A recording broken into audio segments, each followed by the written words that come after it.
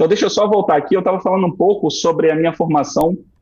É, eu formei em 2011 em Vassouras, isso há 9 anos atrás. Depois fiz 2 anos de clínica médica no Hospital Geral de Nova Iguaçu. Depois eu fiz 2 anos de cardiologia no Instituto Nacional de Cardiologia em Laranjeiras.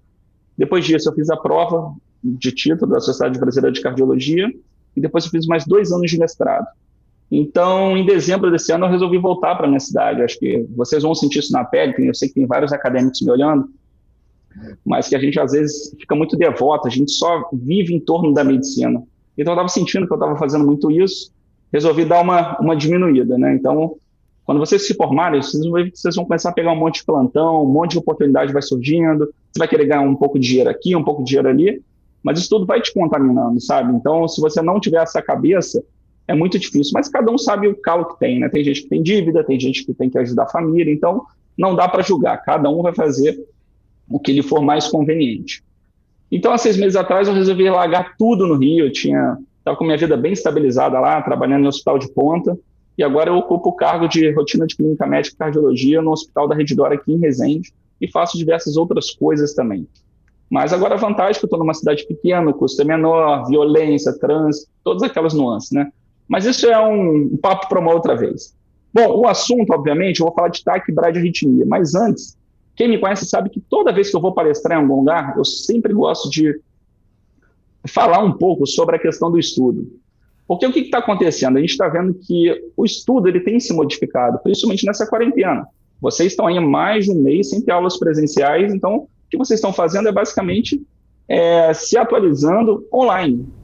Mas, basicamente, como é que você estuda de uma maneira geral para a prova? Repare só, de uma maneira geral, o nível de aprendizado, para quem não conhece essa pirâmide de William-Glasser, que é um grande estudioso da didática, ele diz o seguinte, que no topo da pirâmide, se você pegar um livro, por exemplo, você vai pegar o SESC, e você começar a ler para tentar entender alguma coisa, tentar estudar, você vai aproveitar só 10%.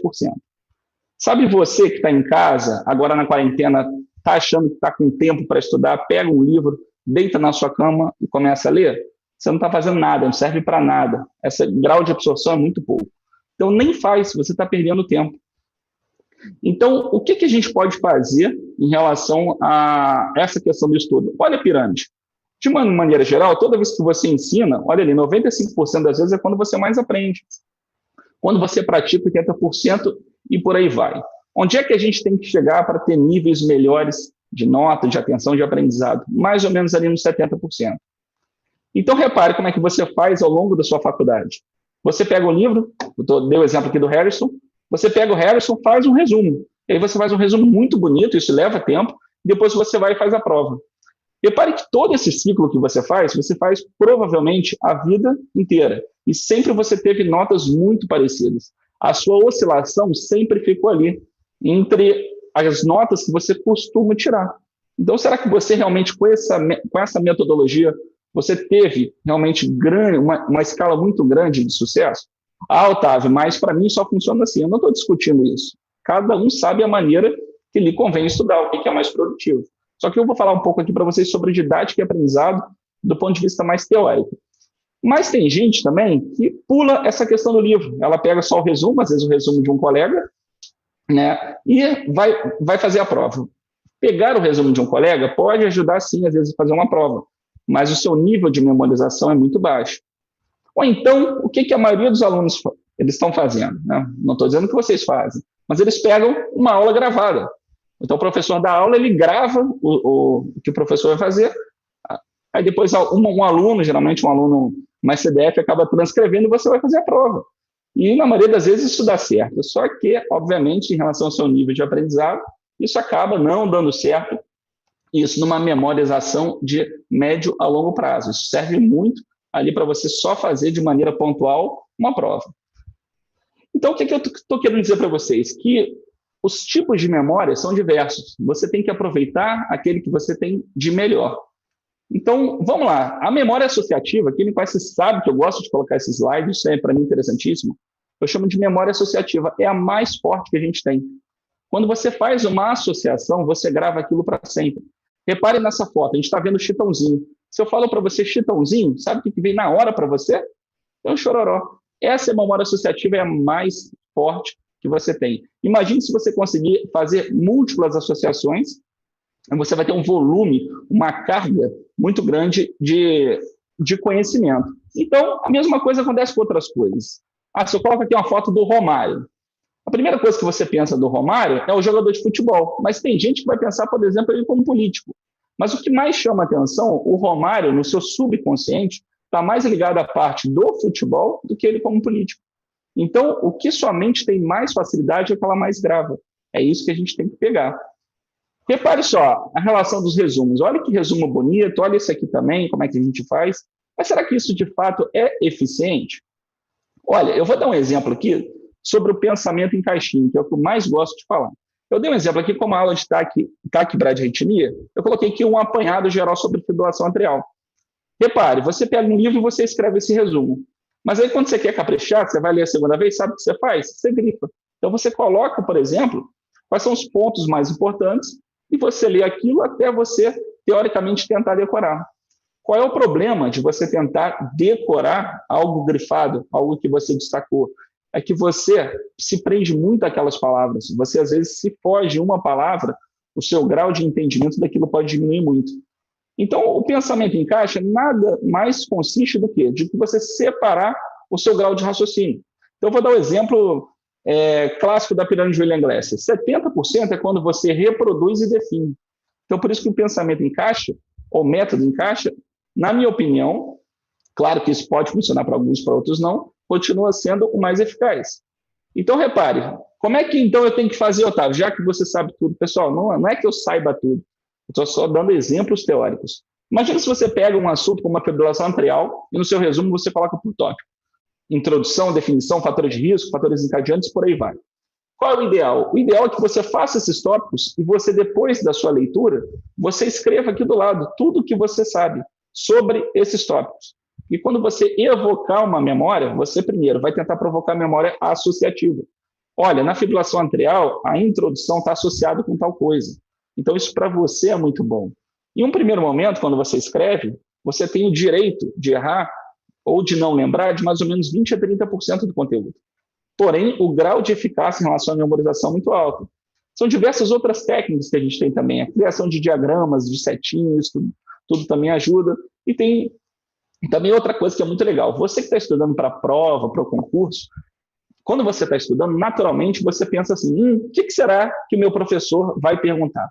Ou qual é a maior chance dele perguntar sobre determinado tema? Você elaborar a pergunta e responder, isso também ajuda muito.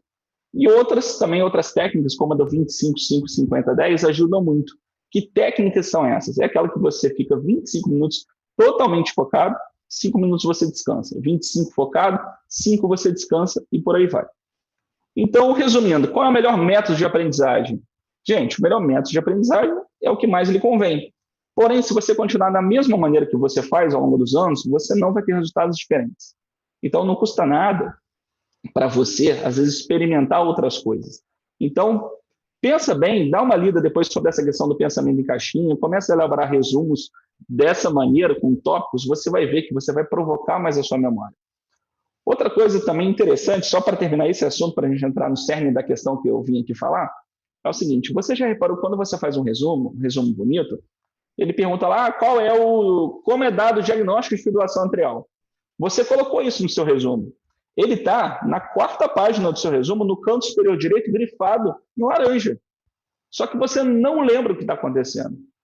O que isso prova para você? Que a sua memória visual é 4 vezes mais potente que a sua memória puramente cognitiva.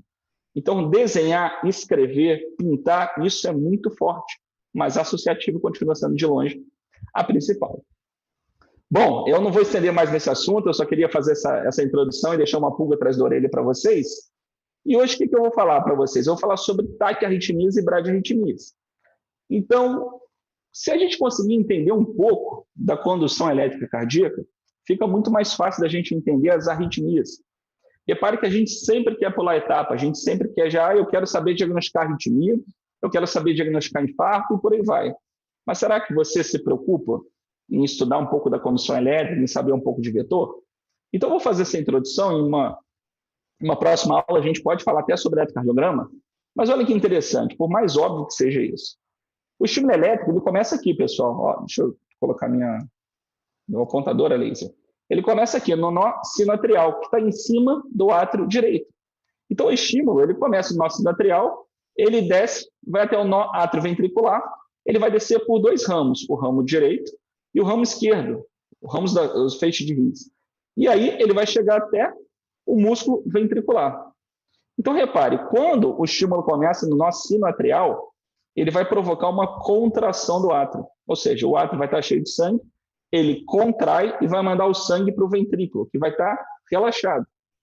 Depois que o átrio contrai, e o ventrículo obviamente tem que estar relaxado, o sangue aqui vai ser contraído. Depois o ventrículo contrai, manda o sangue para a aorta, e o ventrículo, o átrio, desculpe, ele vai relaxar. Como é que é a tradução elétrica disso, pessoal? A gente vai trabalhar dessa maneira aqui.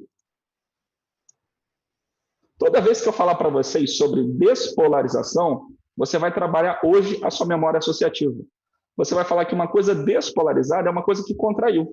Então, vamos lá, despolarização igual contração. E toda vez que eu vou ter uma repolarização, eu vou ter um relaxamento. Pegamos isso? Então, se eu falar para você que o átrio despolarizou, o átrio contraiu. Se eu falar para você que o ventrículo repolarizou, o ventrículo relaxou. Então, a gente pode associar isso com sístole e diástole, tanto atrial quanto ventricular. Então, pegamos essa associação, eu sou um grande fã do Chitãozinho Chororó. Mas olha que interessante essa parte aqui, ó. Repare que o eletrocardiograma, ele tem além dos vetores, ele tem algumas ondas que a gente precisa saber. Essa onda aqui é a famosa onda P. A onda P indica, sabe o que, pessoal? A despolarização do átrio, ou seja, a onda P indica que o átrio contraiu. Então, quando o estímulo sai do nó sinoatrial, ele vai produzir a onda P, que vai ser a contração do átrio. Ele vai demorar um tempo do átrio, da onda P, até chegar no complexo QRS. O QRS é a contração dos ventrículos. Repare que a polaridade do QRS é muito maior do que da onda P. Óbvio, o ventrículo ele tem muito mais massa do que o átrio. Mas olha aqui alguns bizus para vocês. Tá, e a onda P, que é a repolarização do ventrículo, que é quando ele relaxa. O que vocês acham olhando a tela? O estímulo elétrico ele demora mais para chegar no nó atrioventricular ou demora mais para chegar lá na ponta do átrio esquerdo? Muito mais na ponta do átrio esquerdo, é mais longe. Então, toda vez que eu vejo uma onda P mais prolongada, isso indica para mim que o átrio esquerdo está aumentado. Ou seja, um sinal clássico de sobrecarga atrial esquerda nada mais é do que uma onda P mais alargada. E o do átrio direito, Otávio? O do átrio direito é simples também. Se eu tenho um átrio direito muito grande, ele vai ter que ter uma amplitude maior para chegar até o nó atrioventricular. Logo, uma sobrecarga atrial direita, uma das maneiras que eu posso detectar é uma onda P maior, ou seja, com alta amplitude. Então, olha, o estímulo saiu do átrio, ele demora um tempinho até chegar aqui no ventrículo, no começo do complexo QRS. Repare o seguinte, se eu tenho alguma barreira entre o átrio e o ventrículo, se eu tenho um atraso, por exemplo, do estímulo que sai do átrio até chegar ao ventrículo, onde é que eu vou olhar no meu eletrocardiograma? Eu vou olhar entre a onda P e o complexo QRS. Ou seja, quanto mais distante a onda P estiver do complexo QRS, indica o seguinte para mim, que o estímulo que está saindo do átrio, ele está demorando mais tempo para chegar até o ventrículo. Então, se eu quiser procurar, por exemplo, um bloqueio átrio-ventricular, você sabe para onde eu vou olhar? Eu vou olhar para o intervalo, para a distância entre a onda P e o início do complexo QRS. Olha que interessante. Então, o QRS a gente também sabe então, que é a contração dos nossos ventrículos. Quando o ventrículo contrai, eu falei para vocês que ele desce por dois ramos, o direito ou o esquerdo. Se eu falar para você, então, que eu tenho um bloqueio de ramo direito, para onde é que você acha que você vai olhar? Você vai olhar para o complexo QRS, que é justamente o que indica a despolarização do ventrículo. Olha que interessante. E depois a gente tem a onda T, que é onde eu tenho a repolarização, ou seja, o relaxamento do ventrículo. Vamos tirar aqui dois conceitos que vocês ficam incrustados e que são conceitos errados. Primeiro, a sístole cardíaca, ela é passiva, ela não é ativa, ela não tem gasto de ATP. Já o relaxamento, ou seja, a diástole, a repolarização, é onde eu gasto mais ATP, porque é onde eu tenho justamente a junção da actina e da miosina. Olha que interessante. Se eu tiver, por exemplo, uma lesão isquêmica cardíaca, sabe onde é que vai ser minha primeira alteração? Possivelmente na onda T. Você já ouviu falar o seguinte, Otávio, isquemia pode ser uma onda T achatada, uma onda T invertida, pode ser uma onda T simétrica. É justamente onde sofre mais, é na diástole, porque é onde tem o maior gasto de energia. E mais, na diástole é onde eu tenho enchimento das coronárias, não é na sístole. Toda vez que meu coração relaxa, ou seja, meu ventrículo está fazendo um mecanismo de repolarização, as minhas coronárias estão se enchendo. Por isso que toda alteração isquêmica você vê basicamente alteração de QRS, supra de ST, infra de ST, onda T invertida, onda T simétrica, por aí vai. Então, entendemos? Então, vamos só mais uma vez para vocês recapitularem. Mas é muito difícil, né? A gente falar por vídeo e a gente não sente as pessoas, né, os alunos, mas vamos lá. A onda P, então, começou. Eu contraí meu átrio. Quando eu contrair meu átrio, eu vou ter onda P. No final da contração do átrio, o meu estímulo vai demorar um tempinho até chegar no ventrículo. Quando ele chega no ventrículo, os ventrículos contraem. Então, a contração, a despolarização ventricular vai ser o complexo QRS. E depois eu vou ter o relaxamento do ventrículo demarcado pela onda T. Otávio, mas aí está faltando, sabe o quê? A repolarização do átrio. Cadê ela? Presta atenção, quem tem mais massa? O ventrículo ou o átrio? O ventrículo. Ou seja, a despolarização do ventrículo, pelo QRS, ela acaba mascarando a repolarização do átrio. Então, por isso que você não consegue enxergar a repolarização atrial no traçado de eletrocardiograma. Ok? Então, se a gente se aprofundar mais nisso, pessoal, você que gosta de cardio, eu sei que tem vários futuros cardiologistas aqui assistindo, vocês têm que entender essa parte inicial, vocês têm que entender vetor. Então, não adianta você ficar tentando ir mais para frente se você não sedimenta bem esse conceito. Olha eles aí, eles são muito lindos. Outro macete legal também, que a gente trabalha muito com segmento e intervalo. Então, olha só, você vai gravar assim. No intervalo PR, por exemplo, que é do início da onda P até o início do complexo QRS, você vai gravar que I é de início e segmento sempre é S de saída.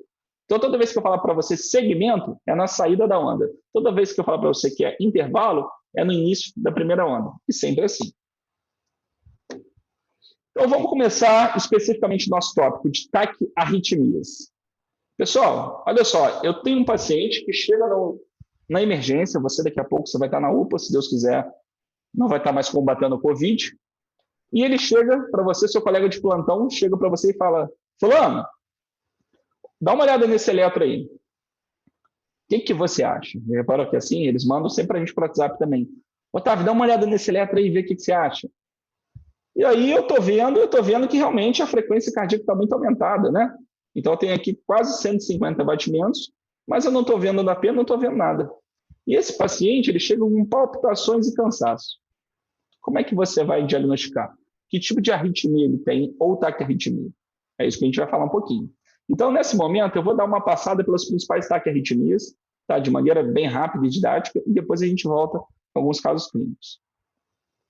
Então, vamos lá. Independente da taquicardia, pessoal, esse slide talvez seja o mais importante da aula de taquiarritmia e de bradiarritmia. A gente sempre vai avaliar a hemodinâmica do paciente. E toda vez que a gente fala nessa palavra hemodinâmica, os conceitos são os mais variados que vocês trazem para a gente.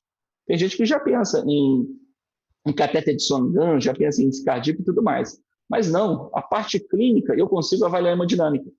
Então, quando eu avalio a hemodinâmica do paciente, eu vou avaliar basicamente 4 conceitos primordiais. Aliás, esses 4 conceitos primordiais indicam se o paciente precisa ou não, por exemplo, de leito de terapia intensiva. Isso te deixa embasado. Então, a primeira coisa, o paciente está em insuficiência respiratória? Se o paciente tem insuficiência respiratória, ele tem, obviamente, uma instabilidade do ponto de vista hemodinâmico. Ele precisa de suporte, seja qual for ele. Será que ele precisa ser entubado, precisa de uma venia? O que está acontecendo para esse paciente estar deteriorando? Então, toda vez que eu tenho insuficiência respiratória, eu tenho uma instabilidade hemodinâmica. Nível de consciência. Esse paciente, ele está com rebaixamento do sensório, isso também indica para mim um sinal de má perfusão tissular. Então, isso pode indicar para mim também um sinal de instabilidade. Esse paciente ele tem sinais de choque, ele está hipotenso, ele tem sinais de baixo débito, e isso é o que a gente sempre leva em relação à hemodinâmica. E o quarto é o mais negligenciado, que vocês disparadamente mais erram em prova e na vida real, que é a lesão de órgão-alvo. Repare uma coisa, eu tenho um paciente que chega para mim, está batendo a 150 batimentos, ele está falando, ele está com a pressão boa, mas ele fala o seguinte: doutor, eu estou sentindo palpitação, mas eu tenho uma dor precordial. Pessoal, até que se prove ao contrário, uma dor precordial, isso pode ser uma síndrome coronariana aguda. Então, isso pode indicar uma lesão de órgão-alvo. Então, lesão de órgão-alvo indica que o paciente tem instabilidade hemodinâmica, sem necessariamente ter nenhum sinal de hipoperfusão tissular. Otávio, me dá outro exemplo. Tá, vou te dar um outro exemplo. Você está na emergência, chega um paciente que tem uma hemiparesia de mídio direito com evolução a 2 horas. Ele tem instabilidade hemodinâmica? Tem. Porque, a princípio, se ele tem justamente essa hemiparesia de mídio direito, indica que possivelmente ele tem um acidente vascular encefálico. Lembra vocês, só que conceitualmente, que AVE não é a mesma coisa que AVC, tá? AVC é acidente vascular cerebral. Ele corresponde a 70% dos AVS, que é o acidente vascular encefálico. Então, quando você não souber a topografia, sempre usa o termo acidente vascular encefálico. Ele fica mais amplo, é mais fácil de você designar isso. Então, agora que eu consegui avaliar a hemodinâmica, vamos falar especialmente de alguns traçados eletrocardiográficos. Olha esse traçado aí, o que a gente está vendo? É basicamente aquele caso do primeiro. Eu estou vendo que o paciente ele tem uma taquicardia de complexo QRS estreito e RR do tipo regular. Mas eu não consigo ver onda P. Então, olha lá, QRS estreito, onda P não visualizada, ritmo regular com uma frequência superior a 150, a 100, ou seja, a gente está aqui com mais aí de 200 batimentos. Isso indica para mim que o paciente tem uma taquicardia do tipo supraventricular. Otávio, mas qual taquicardia supraventricular ele tem? Não sei. Eu preciso abrir esse complexo, eu preciso visualizar melhor. Só por esse traçado, eu não tenho como chegar a afirmar. Esse paciente, por exemplo, pode ter uma fibrilação atrial, ele pode ter um flutter, ele pode ter um ataque atrial e por aí vai. Outra coisa interessante é que o conceito de taquicardia supraventricular, para algumas pessoas, fica um pouco difícil. Mas olha só, vamos desmistificar isso. Sabe o que está acima do ventrículo? É o seu átrio. Então, toda vez que você ouvir o termo taquicardia supraventricular, é a taquicardia que é originária do seu átrio. É só isso. Eu não posso colocar taquicardia atrial em vez de supraventricular? Olha que interessante. Toda taquicardia atrial é uma taquicardia supraventricular. Mas nem toda taquicardia supraventricular é uma taquicardia atrial, como eu acabei de falar. A fibrilação atrial é uma taquicardia supraventricular. O flutter é uma taquicardia supraventricular. Então, esse conceito é importante para a gente. Olha ali que interessante. Então, a gente está vendo agora o D2 longo, fica mais fácil para vocês visualizarem. A gente, então, tem uma taquicardia de complexo QRS estreito, com RR regular, e eu não visualizo a onda P. Então, para eu saber, a gente vai aprender já como é que a gente faz isso. Mas, de qualquer maneira, eu tenho que reduzir essa frequência cardíaca ou abrir o complexo para poder dizer para você qual é a etiologia dessa taquicardia supraventricular. Então, vamos lá. Esse caso específico, ele chega na emergência. O que eu vou fazer primeiro? A primeira coisa que eu vou fazer é avaliar a hemodinâmica. Vamos lá, vamos pensar na caixinha. Lembra as 4 premissas da estabilidade hemodinâmica? Tenta lembrar aí. Fala você. Então, vamos lá. Insuficiência respiratória. Depois eu tenho rebaixamento do nível de consciência, sinais de choque e lesão de órgão-alvo. Se eu tiver, pessoal, uma taquicardia supraventricular que eu não sei o diagnóstico, ele tem sinais de instabilidade, eu nem converso. Eu vou fazer o que a gente chama de cardioversão elétrica. Se ele estiver estável, aí sim eu vou tomar outras medidas que a gente vai falar adiante. Mas vamos imaginar que esse paciente ele chega batendo a 150, uma taquicardia supraventricular, e ele está hipotenso, ele está com 8x4, está com rebaixamento sensório. Você vai chegar lá no carrinho e vai pegar esse desfibrilador. Geralmente, eu coloquei a foto desse, que é o que a gente mais usa. Isso às vezes dá pavor em certas pessoas, né? Isso aí a pessoa, principalmente que não gosta de cardiologia, os ortopedistas, por exemplo, eles ficam um pouco perdidos com isso. Isso não dá para cortar osso, mas isso aí salva vidas.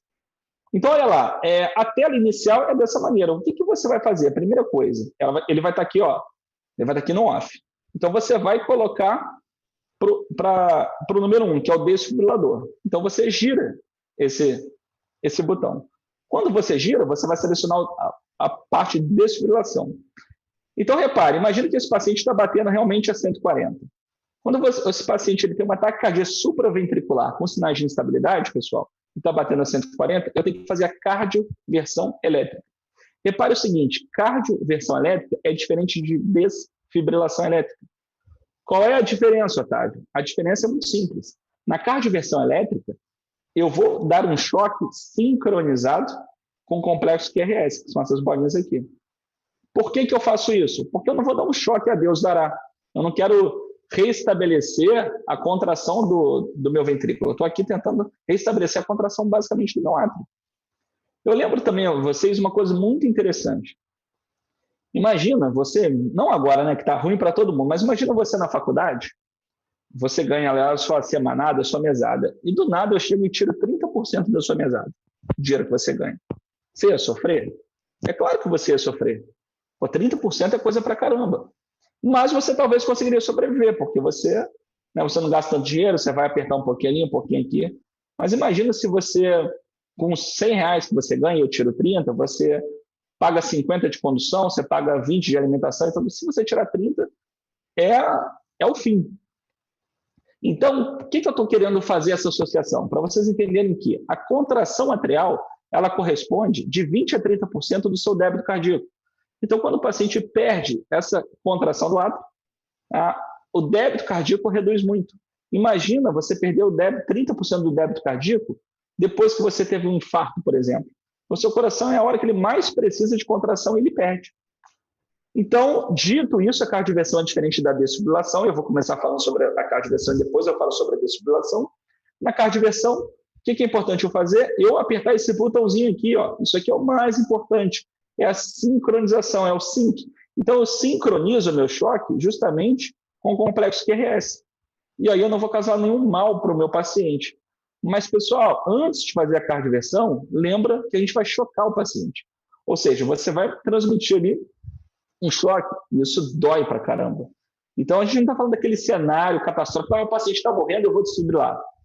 A gente está falando de uma cardioversão mais tranquila. Geralmente, a cardioversão costuma, né, na maioria das vezes, ser mais tranquilo. Mas você tem que sedar ele, porque isso dói. Ninguém gosta de tomar um choque no peito à toa, ainda mais acordado.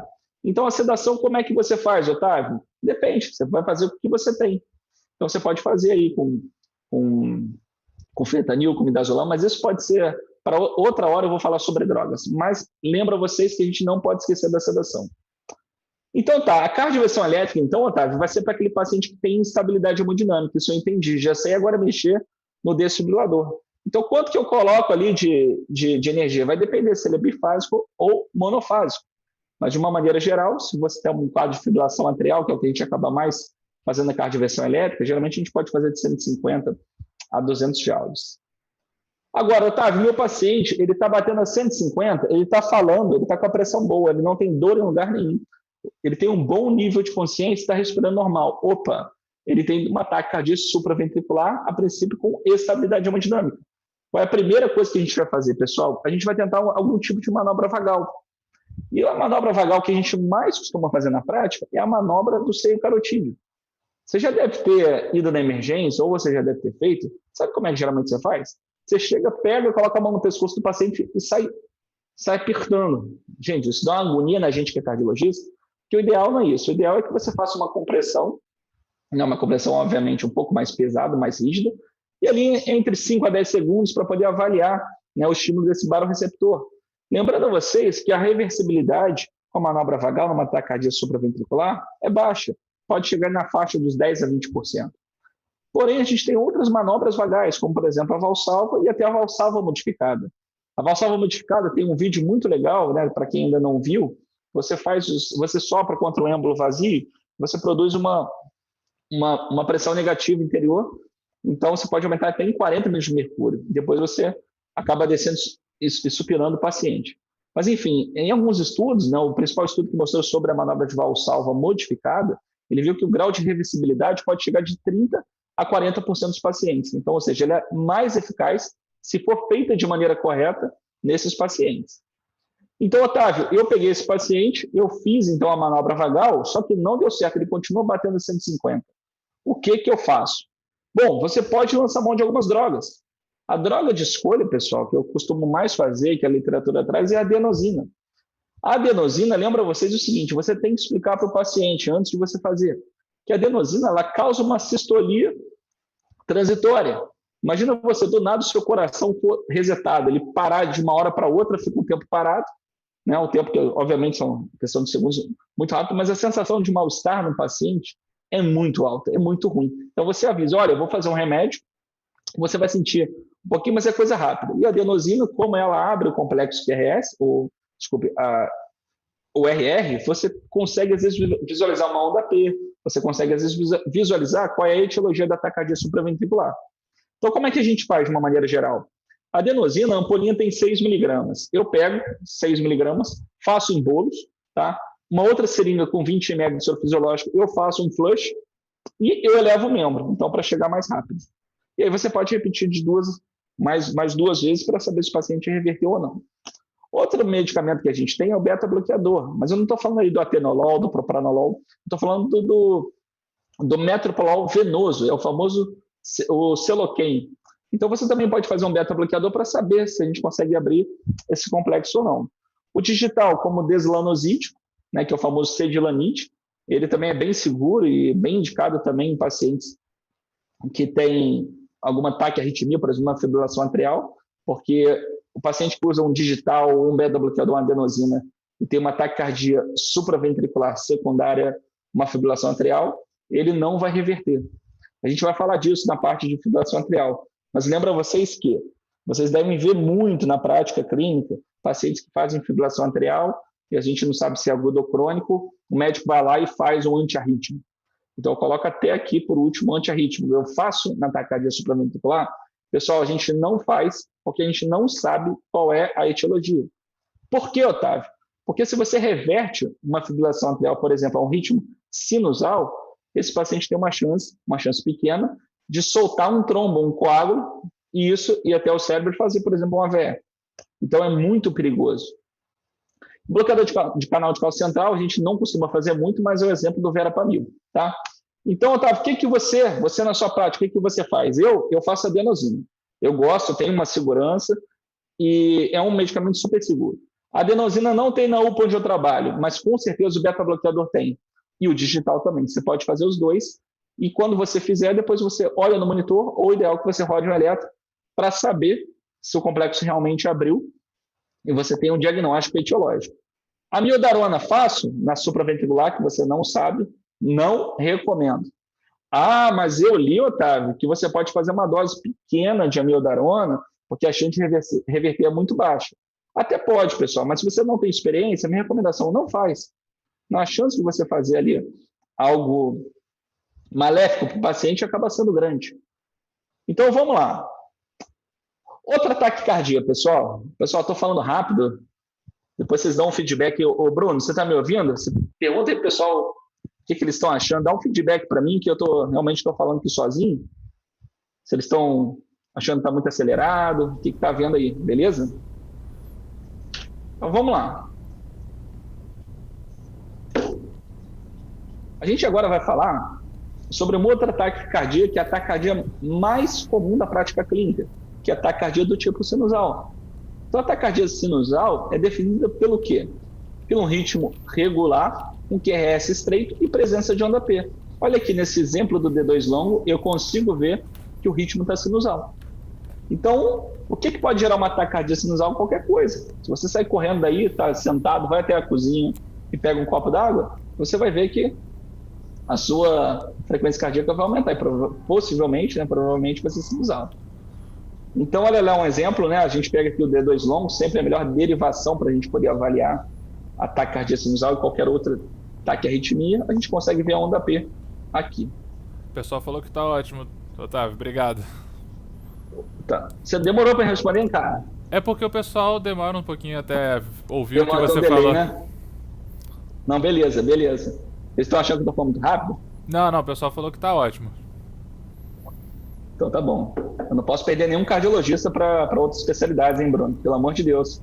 Vai que tem alguém que faz otorrino, cirurgia. Se tiver um ortopedista aí, porra, até choro, Bruno. Então vamos lá. Na taquicardia sinusal, a gente já falou um pouco, que é a taquicardia mais comum da prática clínica. Como é que eu reduzo a frequência cardíaca numa taquicardia sinusal? Pessoal, isso pode fazer qualquer coisa. Então tudo isso que a gente já falou anteriormente também ajuda.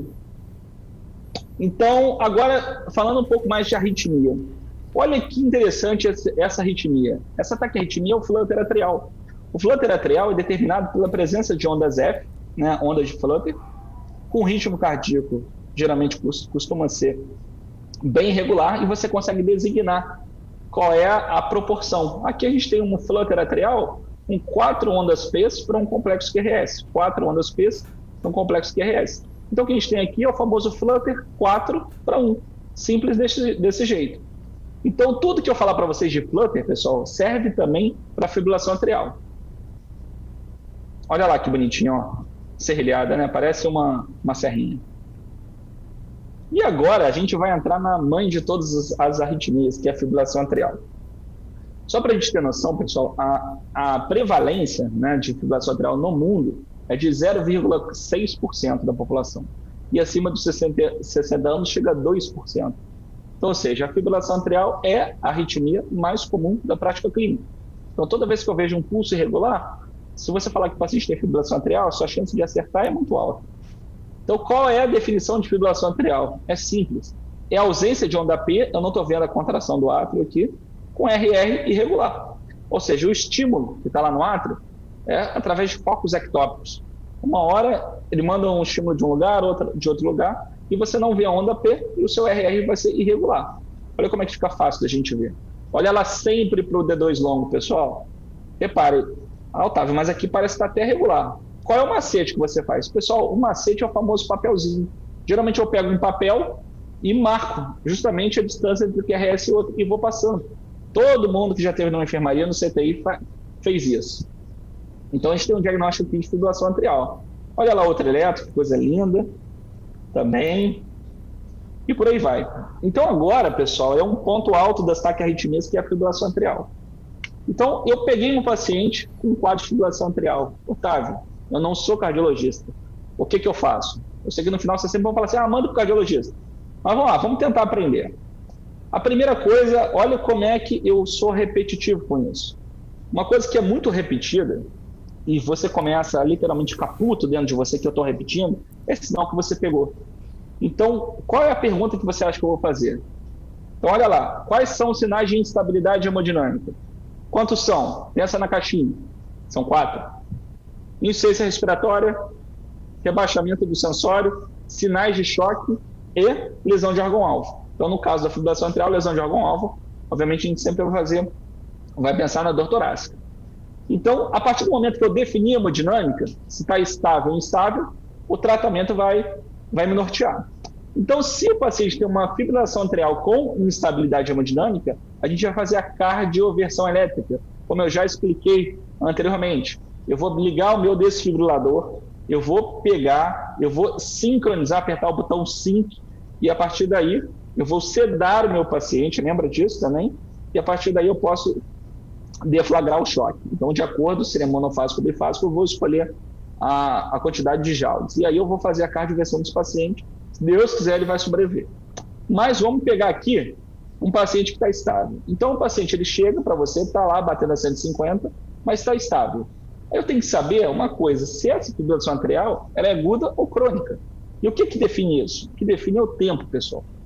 Então, o tempo, ele sempre vai ser o definidor. Se o paciente falar para você, olha, eu estou há 5 dias sentindo isso.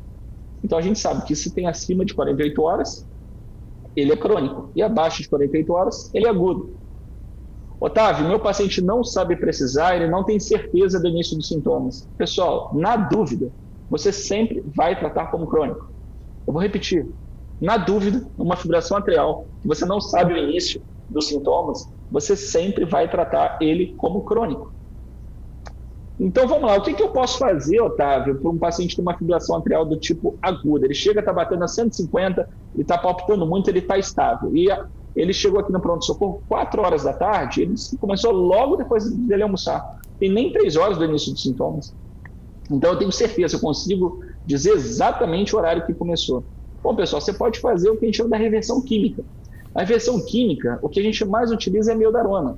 Então, cada ampola de meldarona, ela tem 150 miligramas. A dose de ataque da meldarona eu vou fazer de 300 E depois, por 24 horas, se o paciente não tiver nenhuma bradiarritmia secundária, uma dose de ataque, eu posso fazer a dose de manutenção da amiodarona, que são 900 miligramas. Posso fazer outra droga para reverter, Otávio? Posso fazer, por exemplo, nesse paciente que tem FA, chega batendo 150, e se eu fizer um deslanoside, sedilanide, ele não vai reverter. Otávio, se eu fizer, por exemplo, um metoprolol, ele não vai reverter. Então que outro antiarrítmico que eu posso utilizar? Eu posso usar, por exemplo, pessoal, a propafenona. Existe um conceito muito interessante para pacientes que têm a fibrilação atrial do tipo paroxística, que é muito sintomático, é o esquema que a gente chama da pill pocket. Ele anda com um comprimidinho de propafenona e toda vez que ele sente essa palpitação, ele vai tomar um comprimido e ele mesmo faz essa reversão. Mas qual é a diferença, então, Otávio, da utilização da propafenona e da amiodarona? Guarda isso para a sua vida. A amiodarona, ela pode ser utilizada mesmo naqueles pacientes que têm cardiopatia estrutural. Eu vou dar um exemplo. O paciente que já infartou tem uma disfunção do VE. Você pode fazer a amiodarona. A propafenona, não. Se o paciente tem qualquer grau de cardiopatia estrutural, a propafenona é contraindicada. Entendi. Então, por que você usa mais a amiodarona? Porque, na maioria das vezes, você não sabe se esse paciente tem ou não uma cardiopatia estrutural. Então, para você minimizar o seu dano, você faz a amiodarona. Sem contar que a amiodarona é barata, a amiodarona é de fácil manipulação. Então, a amiodarona tem em todo lugar. Então, assim, não inventa. Você que ainda está começando, você vai fazer uma reversão química de uma fibrilação atrial do tipo aguda, faz a amiodarona, não faz outro antiarrítmico, não. Vai por mim. Bom, então esse paciente, Otávio, você reverteu, tá ok. Mas imagina aquele paciente que tem acima de 48 horas. O que você vai fazer com ele? Pessoal, a gente tem algumas coisas que a gente pode fazer. Se você estiver no serviço de ponta, numa unidade coronariana, num hospital muito bom, esse paciente que chega com esse desconforto, com essa taquicardia está estável, e você não sabe o tempo que iniciou esses sintomas, você pode fazer um eco transesofágico. Por que o eco transesofágico? Quando você faz o transesofágico, você descarta se o paciente tem algum trombo intra-atrial ou não. Então, se ele não tiver o trombo, o que a gente faz? A gente aproveita a própria sedação do eco transesofágico e você já reverte. Você faz a cardioversão ali mesmo e o paciente já volta para o ritmo sinusal. Então, é isso que a gente costuma fazer em serviços que disponibilizam o eco transesofágico para a gente. Otávio, eu trabalho na UPA e o hospital mais próximo não tem eco transesofágico tão cedo. O que você pode fazer? Bom, se você diz para mim que o risco de quem tem fibrilação atrial é formar um coágulo e esse coágulo soltar aí para a cabeça, fazer um AVE, ou então ele pode soltar também, pessoal, pode ir para o trato gastrointestinal, pode fazer, por exemplo, uma isquemia mesentérica. Aliás, isso é questão de prova, viu? O paciente chega com um quadro de abdômen agudo, você vai fazer a ausculta cardíaca dele, ele tem um ritmo irregular, tem que pensar em isquemia mesentérica, tá? Então, eu quero dizer uma coisa para vocês. O paciente que tem fibrilação atrial, a gente fica afoito para reverter o ritmo dele. Mas não há diferença em termos de mortalidade se você faz o controle da frequência cardíaca de um paciente que tem fibrilação atrial ou se você faz a reversão ao ritmo sinusal. É exatamente isso. Isso que eu estou falando. Então, mas não é melhor, Otávio, ele reverter o ritmo sinusal? Olha, melhor depende. Depende de vários fatores e a gente vai discutir isso. Porque o grande lance dele voltar para o ritmo sinusal é que possivelmente ele não vai precisar usar um antiplaquetário ou um anticoagulante se ele tiver indicação. Então, o que pega mais? Vamos imaginar, esse paciente ele chega lá para você na UPA, tá? Com um quadro de uma fibrilação atrial. Ele é uma fibrilação atrial do tipo crônica, ele está estável, e você já passou um beta-bloqueador para ele para controlar a frequência, mas agora tem que saber qual é o risco dele formar um coágulo dentro do coração, e pelo fato dele formar um coágulo dentro do coração, ele pode soltar, pode ter um evento tromboembólico. Aí que a gente vai definir, pessoal, a anticoagulação. E olha o bizu que interessante. Isso, às vezes, pode ser um pouco chato para vocês não precisam decorar, mas é primordial na vida de um paciente. Antes, deixa eu só falar aqui para vocês sobre um paciente que fez um ecocardiograma transesofágico. Olha o tamanho aqui do trombo intracavitário. Imagina, se você faz a reversão, esse átrio volta a contrair de maneira ordeira, libera isso e vai para a cabeça. Então, no controle da frequência cardíaca do paciente com fibrilação atrial crônica, você pode usar diversos remédios. que você não pode usar, pessoal? Antiarrítmico. Vocês não podem fazer melhorando justamente por isso que eu já falei, estou repetindo. Chance de você reverter o ritmo e liberar o coágulo. O que você costuma usar, Otávio? Depende. Se eu tiver na emergência, o paciente tiver uma FA, uma frequência cardíaca muito alta, eu particularmente gosto muito de fazer o digital, eu faço Cedilanide. Ou então posso fazer o beta-bloqueador, e sempre mando ele embora também com beta. E, Otávio, quem então que o anticoagula? Eu não entendi até agora essa questão da anticoagulação. Eu já sei que a fibrilação atrial pode, então, pela contração anárquica do átrio, produzir pequenos coágulos, mas eu anticoagulo todo mundo, não anticoagulo ninguém? Então, pessoal, quando você vai definir anticoagulação, a primeira coisa que você vai avaliar é se ele tem indicação ou não, e a partir do momento que ele tem indicação, qual é o risco daquele paciente que está usando o anticoagulante ter um evento maior. Eu vou te dar um exemplo clássico. Imagina você está no seu ambulatório, chega um paciente com uma FA que você diz que é crônica, e ele tem indicação de anticoagulação, só que ele tem 98 anos, ele é acamado, ele é hipertenso, ele fuma. Ele tem diversos fatores de risco que possam contribuir para um fator discrásico. Então, esse paciente, a primeira coisa que você vai fazer é utilizar o seu bom senso, e você não vai anticoagular todo mundo. Mas o que a literatura traz? A literatura traz 2 scores principais. O primeiro deles é para saber se tem indicação ou não. Ou melhor, a gente vai avaliar através do CHA-2-VASc2 se esse paciente tem indicação de anticoagular por conta desse risco de fenômeno tromboembólico. Então, você vai sempre perguntar para ele se ele tem insuficiência cardíaca, hipertensão, diabetes, vai avaliar a idade, se é mulher ou tudo mais. A partir desse score, eu vou colocar depois que houve uma modificação justamente no ano passado sobre isso. Mas vamos imaginar que ele tem um CHA-2-VASc mais alto, ele tem indicação de anticoagular. Mas agora, como é que eu sei se ele tem um risco maior de sangrar ou não com esse anticoagulante? Aí eu vou usar isso aqui, pessoal, que é o RAS-BLED. Vocês não precisam decorar esses 2 scores, tá? No celular, hoje, em aplicativo, você tem isso. Nem cardiologista acaba decorando isso. Então, o RAS-BLED, ele vê para a gente qual é o risco de sangramento e vigência do uso de anticoagulante. Então, eu vou avaliar toda essa pontuação. Se essa pontuação for maior ou igual a 3, esse paciente tem um alto risco de sangramento. Quanto maior a pontuação, maior o risco dele sangrar. Mas o seu bom senso sempre vai estar em cima disso. Imagina aí, por exemplo, nesse score não tem dizendo se o paciente tem alguma coagulopatia. A coagulopatia a gente sabe que algumas aumentam o risco de sangramento. A gente não sabe, por exemplo, se esse paciente pode ter também uma neoplasia. A gente sabe que neoplasia aumenta o risco de sangramento. E aí você vai se basear só no RAS-BLED ou no seu bom senso? Então, olha lá. Depois vocês podem até tira uma foto depois da tela disso aí. A aula vai ficar salva, vocês podem dar até um pause, ou então pegar isso na internet. E o CHA-2-VASc, ele mudou tanto para homem como para mulher. Então, a partir do momento que eu defino o CHA-2-VASc no homem, se for maior ou igual a 2, ele tem indicação de anticoagulação. Se o CHA-2-VASc no homem é igual a 1, você vai considerar anticoagulação, vai ponderar risco-benefício. Se ele tem um CHA-2-VASc igual a 0, você não anticoagula. Na mulher, isso mudou. Olha lá que interessante. A mulher agora subiu. Então, se o CHA-2-VASc é maior ou igual a 3, a mulher você anticoagula. Se é igual a 2, você considera anticoagulação. E 0,1, você não faz anticoagulante. Então, isso, obviamente, você não vai precisar decorar, mas depois você tem que ter isso na ponta do seu celular. A partir do momento que você definiu o CHA-2-VASc do paciente, você volta e define qual é o risco de sangramento. Otávio, então eu peguei aqui, eu tenho um paciente que é uma mulher, ela tem um CHA-2-VASc de 4, ela tem indicação de anticoagular. Mas eu fui e calculei o RAS-BLED dela, o RAS-BLED dela deu 6. Opa, o risco de sangramento dela é muito alto. Então aí você vai ponderar, realmente, se vale a pena anticoagular ou não. Essa é a mágica do negócio. Então, mais uma vez, para que serve o CHA-2-VASc 2? Para definir se o paciente tem indicação ou não de anticoagulação, por conta do fenômeno tromboembólico, a chance dele ter uma embolia. E o RAS-BLED serve para quê?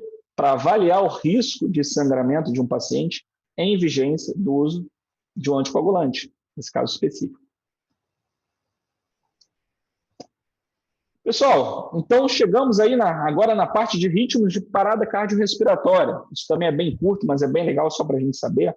Eu recomendo a todo mundo que faça o ACLS. A ACLS vai te dar também uma segurança muito grande para dar plantão. A ACLS você pode fazer a partir aí se eu não me engano, pelo menos na minha época, a partir do 9º período. os ritmos de parada cardiorrespiratória, a gente divide em ritmos chocáveis e não chocáveis. Os ritmos chocáveis são apresentados por dois, basicamente. Pela fibrilação atrial e pela taquicardia... Desculpa, volta. Os ritmos chocáveis, eles são basicamente dois. A fibrilação ventricular ou a taquicardia ventricular. E os não chocáveis, a sistolia e a ESP. Então, olha como é que é simples. Vamos tentar reconhecer isso através do traçado eletrocardiográfico. Então, primeiro falando sobre os ritmos chocáveis. Esse traçado aí que a gente está vendo, pessoal, é um traçado de uma taquicardia, de um QRS alargado, repare que ele não é curto, tá? O RR, ele está regular, mas eu não estou vendo nenhuma outra onda aqui. Então, o que a gente está vendo aqui, na verdade, é uma taquicardia ventricular do tipo monomórfica. Ele só tem uma morfologia. Se você associa uma taquicardia monomórfica com um paciente que não tem pulso, ausência de pulso central, é um ritmo de parada, é um ritmo chocável. Nesse caso, o que você vai fazer? Você vai fazer a desfibrilação. Você não vai sincronizar igual a gente faz na taquicardia supraventricular. Ou seja, você vai desfibrilar esse paciente. Então, esse é o exemplo clássico da taquicardia monomórfica. A gente tem também agora uma morfologia diferente, um QRS a princípio bem alargado, bem aberrante, a morfologia muda. Esse é o famoso taquicardia ventricular polimórfica, ou seja, TV polimórfica. E agora a gente tem um ritmo mais comum de parada cardíaca extra-hospitalar, que é a fibrilação ventricular. Então, pessoal, a chance também de um paciente ter fibrilação ventricular, quando você faz a desfibrilação e ele retornar, é mais alta do que, por exemplo, um paciente que está com uma atividade elétrica sem pulso, você massagear. Então, quando o paciente tem uma parada cardíaca, se ele tiver fibrilação ventricular e você souber tratar, souber desfibrilar, a sua chance de sucesso acaba sendo maior, obviamente, se fosse num ritmo não chocável.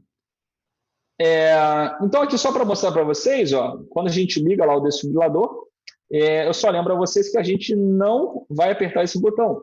Se tiver, quando você ligar esse branquinho aqui, esse pontinho, indica que está sincronizado. Então, você vai clicar aqui no off. Você desliga que você vai desfibrilar, não cardioverter. Já os ritmos não chocáveis, pessoal, obviamente eu não choco. Então, o que você faz? Só massagem cardíaca, obviamente, e todos os cuidados do SLS. Então, essa aqui é a famosa atividade elétrica sem pulso. Você coloca lá as pás, ou então você vai ver no monitor, e o paciente está lá com ritmo bem organizado, por vezes bem bradicárdico, mas você vai checar o pulso dele e ele está sem pulso. Então, por isso que ele chama, sabe como? Atividade elétrica sem pulso. Olha que óbvio isso. Interessante. O aluno abandonado está aí do outro lado e fala assim, é por isso, só por isso.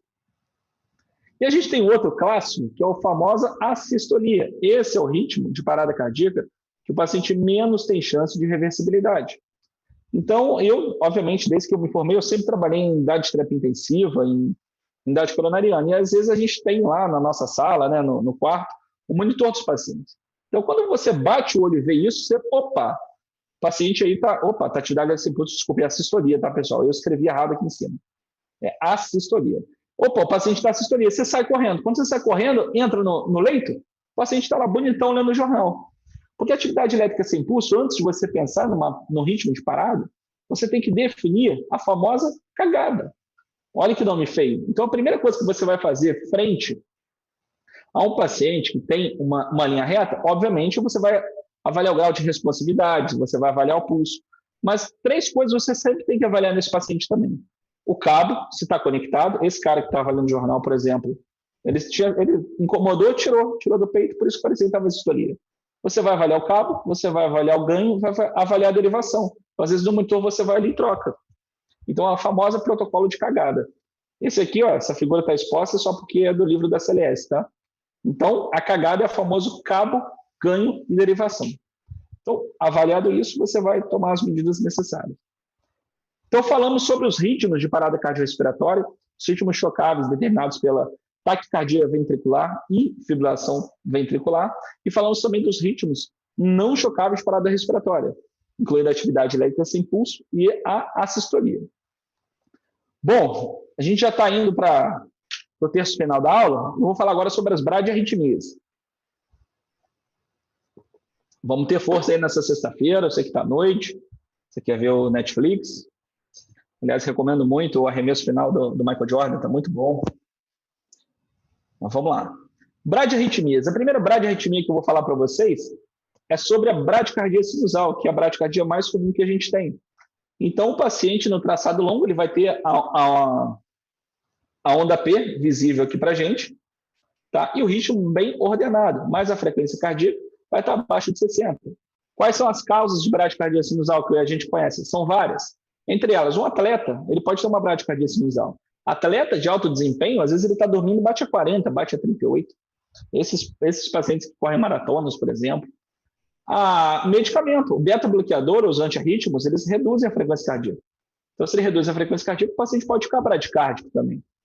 Então, a bradicardia sinusal tem diversas causas, ou então, às vezes, pode ser só a frequência cardíaca inerente do seu paciente, mas lembra sempre disso.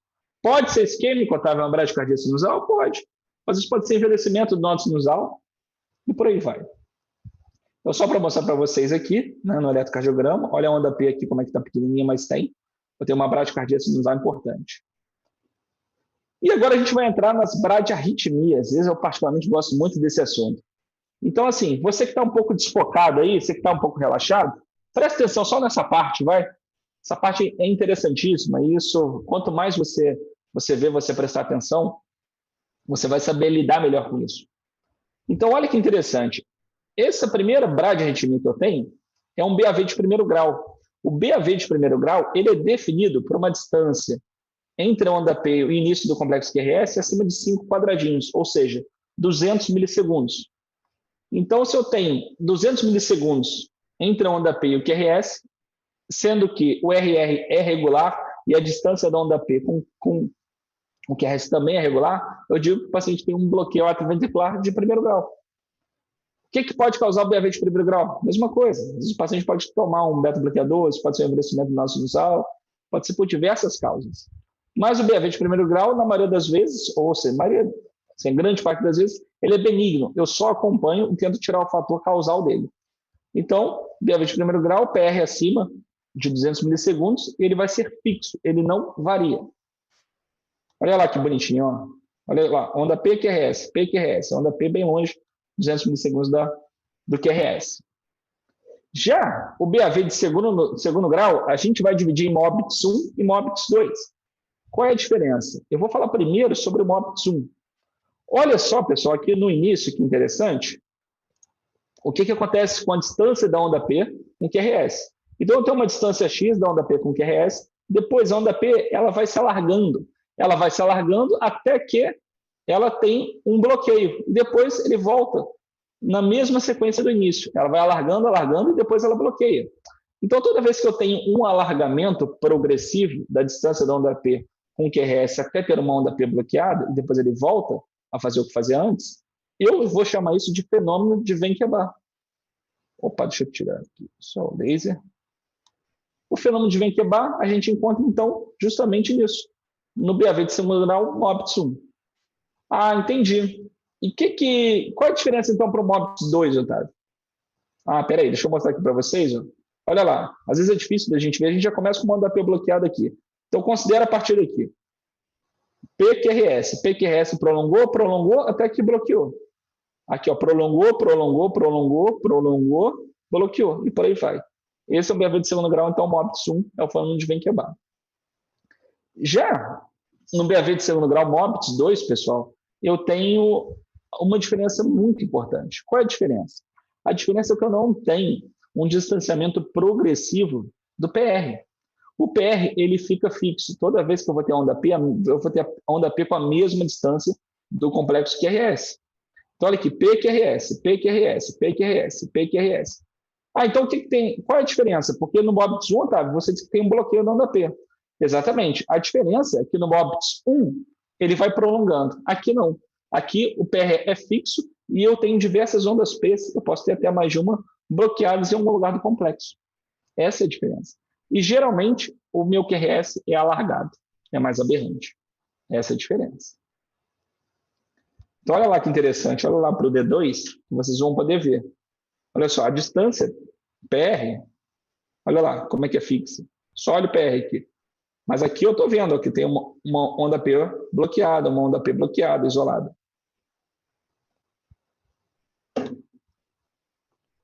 O que mais chama a atenção de vocês? Onde é que vocês mais erram nas bradiarritmias? É na diferença entre o BAV MOBIS 2 para o BAVT, ou seja, o BAV bloqueado ventricular total. Repare esse traçado aqui que eu estou mostrando para vocês com o traçado anterior. Qual é a diferença? A diferença, pessoal, é basicamente que no BAV de segundo grau MOBIS 2, o PR é fixo. Já aqui no BAVT, a onda P ela pode cair em qualquer lugar. Repare, onda P aqui, onda P, onda P, onda P. Olha aqui a onda P onde é que caiu. Ela caiu dentro do complexo QRS. Já aqui ela já está bem no finalzinho do QRS e por aí vai. Eu não tenho um PR fixo. Então, eu tenho diversas ondas P bloqueadas, há uma completa dissociação entre a contração atrial e a contração do ventrículo. E a frequência atrial, ela acaba sendo maior do que a frequência ventricular. Olha lá, que coisa linda esse eletro. Diversas ondas bloqueadas, olha só, onda P, onda P, onda P, onda P. Cadê a onda P aqui? Ela caiu aqui dentro. Depois ela caiu aqui. E vai, por aí vai. Olha esse outro exemplo aqui. Onda P, onda P, onda P. Deixa eu apontar aqui para vocês. Onda P, onda P, onda P. Aqui está dentro. E por aí vai. Então, vamos imaginar que é o que mais chama atenção para a gente. Se eu pego um quadro de uma bradiarritmia, pode ser qualquer uma, mas eu vou dar o exemplo aqui do bloqueado ventricular total. Otávio, peguei um BAVT, o que eu vou fazer? Adivinha qual a primeira coisa que você vai fazer? Primeira coisa que você vai fazer é avaliar a hemodinâmica desse paciente. Esse paciente está estável do ponto de vista hemodinâmico ou ele está instável? Eu coloquei um asterisco ali das causas, só para lembrar para vocês que, basicamente, a gente tem causas isquêmicas, a gente tem causas medicamentosas, como os beta-bloqueadores, os digitais, bloqueadores de caráter causa central, antirritmos. A gente pode ter também, às vezes, um BAVT criptogênico, ou seja, que a gente não sabe qual é a causa e por aí vai. Mas lembrar sempre do uso de antiarrítmicos, né, de cronotrópicos negativos e de isquemia. Então, vamos lá. Otávio, vamos começar falando o seguinte. Se meu paciente estiver instável do ponto de vista hemodinâmico, ele tem um BAVT. O que eu faço? A primeira coisa que você vai fazer depende do recurso que você tem. Se você está lá na UPA, você está abandonado lá na sua emergência, toda vez que você pega aquele desfibrilador, ele tem as pás do marcapasso transcutâneo. Então, você vai colocar o marcapasso transcutâneo, vai estabilizar ele aí, vai transferir para um serviço de excelência. Então, eu não vou entrar no mérito, obviamente, no transcutâneo a gente tem que fazer a sedação e tal, tudo mais, eu não vou falar de droga, não vou falar, senão a gente vai tomar muito tempo da gente. Ou então, pessoal, se você estiver num centro, numa unidade coronariana, no CTI, o que você vai fazer? Peraí, deixa eu só mostrar aqui para vocês. Pulei aqui, ó. Então, vamos voltar. Eu estou na UPA, coloquei o marcapasso transcutâneo, tá? Coloquei as duas pás, tá? Eu sedei o paciente para não dar choque nele e eu peguei aqui o monitor. Pessoal, repare aqui onde é que eu vou colocar. Eu vou virar a chavinha para o meu pacer. Quando eu coloco no pacer, aí sim eu vou colocar depois qual é a frequência cardíaca que eu quero, qual é a amperagem e por aí vai. Já o transvenoso, a gente pode fazer isso de emergência? Pode, se você tiver mão, ou então você pode fazer, né, mais confortavelmente dentro do CTI ou da unidade coronariana. Às vezes o paciente, pessoal, está tão estável, que eu deixo o transcutâneo até empunhar o marcapasso transvenoso. A gente dá preferência para uma punção de sítio alto, ou jugular, ou subclávia, e o mais difícil é justamente você empunhar. O que é empunhar? É você justamente colocar o catéter justamente estimulando aqui a ponta do seu ventrículo. Então, isso, para quem já passou, para quem já viu, sabe que às vezes isso dá um olé na gente. Então, a gente tem também outras maneiras de fazer, o pessoal mais experiente e tal, tudo mais.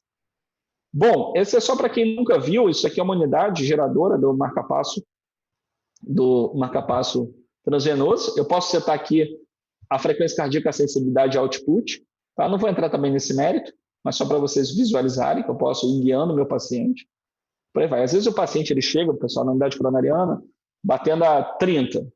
Ele chega desfalecido. Você vai, passa o transvenoso, coloca a frequência cardíaca dele a 80. Poxa, ele fica ótimo. E todo plantão, obviamente, quando você recebe, você tem que testar, né? Então, você tem que testar sempre avaliando também qual é a frequência cardíaca que o paciente se encontra. Então, às vezes acontece que o paciente está lá super bem, batendo 80, você vai reduzindo a frequência cardíaca. Joga 70, 60, 50, você joga 40 para tentar visualizar qual é a frequência dele, às vezes ele desfalece ali na sua frente. Às vezes ele fica pé da vida com você. Que é isso, doutor? Como é que faz uma coisa dessa comigo? Explicar, não, estou testando. Mas realmente é bem incômodo, né? Bom, pessoal, vou chegar aqui na parte final, tá? Eu vou agora mais 15 minutinhos, 10 minutinhos só para a gente terminar. Eu vou falar um pouquinho aqui, eu trouxe alguns exercícios sobre taquibradiarritmias. Vamos lá, vamos ver o primeiro caso? Então, o primeiro caso é um paciente masculino que ele tem 72 anos, hipertenso diabético, entrou no USP com quadro de palpitações. Ele falou que o quadro iniciou há cerca de 4 horas. Isso é importantíssimo para mim, durante o almoço, de modo súbito, sem nenhum sintoma associado. Ele não tem dor torácica, dispneia ou faz uso de qualquer medicamento. O exame físico dele não tem nada, não tem sinais de baixa perfusão periférica. A PA dele, 10/6, frequência está batendo a 168, frequência respiratória de 28, saturando a 92. E aí, pessoal, o que vocês fariam? Raciocina aí.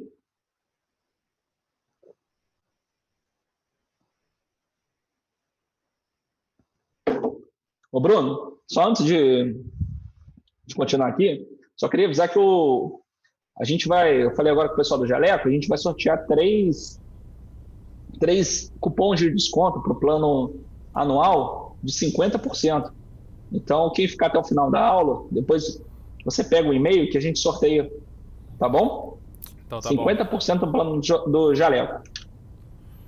Então vamos lá, pessoal. Esse paciente de 72 anos, hipertenso diabético, chega com esse eletro. O que a gente vai fazer? Ó? Olha lá o eletro dele. Qual a primeira pergunta que vocês vão fazer e qual o diagnóstico? A primeira pergunta é: esse paciente tem instabilidade hemodinâmica? Olha, deixa eu ver, Otávio. Ele tem insuficiência respiratória? Olha, ele não tem sinais tipados, né? Não tem dispneia em nada. Ele tem uma taquipneia, mas não tem dispneia. Como é que está o sensório dele? Não, a princípio não. Ele falou que os sintomas dele começaram há 4 horas, ele está conversando. Como é que está? Ele tem algum sinal de choque? Ó, extremidades aquecidas, sem cianose, PA de 10/6, saturando 92. Ele tem lesão de órgão-alvo? Não. Olha lá, não tem dor torácica, não tem nada. Então, a primeira coisa que eu vou definir nesse paciente é: ele tem estabilidade do ponto de vista hemodinâmico. Esse paciente é muito mais fácil de eu tratar. E qual é o diagnóstico eletrocardiográfico dele, pessoal? O diagnóstico é uma taquicardia de complexo QRS estreito, RR regular, e eu não consigo visualizar a onda P. Então, ou seja, eu estou frente a uma taquicardia do tipo supraventricular. O que pode ser isso? Pode ser um monte de coisa, mas eu não tenho como saber. Então, pessoal, se ele está estável, o que vocês fariam? A primeira coisa, já que eu defini a estabilidade hemodinâmica, eu posso fazer a manobra vagal para tentar abrir esse complexo. Então, se não der certo a manobra vagal, eu posso lançar mão de algumas drogas. Quais são as drogas que eu falei para vocês? Vamos pontuar, vamos citar 3 aqui que a gente pode fazer. Eu posso fazer a adenosina, sempre lembrando, você tem que avisar o seu paciente: olha, você vai sentir um certo desconforto, mas é para o seu bem. Eu posso fazer, por exemplo, deslanoside, o famoso sedlanite, ou posso fazer o beta-bloqueador, o metoprolol venoso. E por aí vai. Então, o diagnóstico de uma taquicardia supraventricular, que a princípio eu não sei o que é, com instabilidade hemodinâmica. E eu vou conduzir justamente dessa maneira, tentando abrir o complexo para aí sim, a partir do momento que eu tenho o diagnóstico da taquiarritmia, fazer a conduta correta. Vamos seguir nele. Então, olha lá. Eu peguei e fiz nesse cara uma manobra vagal e fiz adenosina.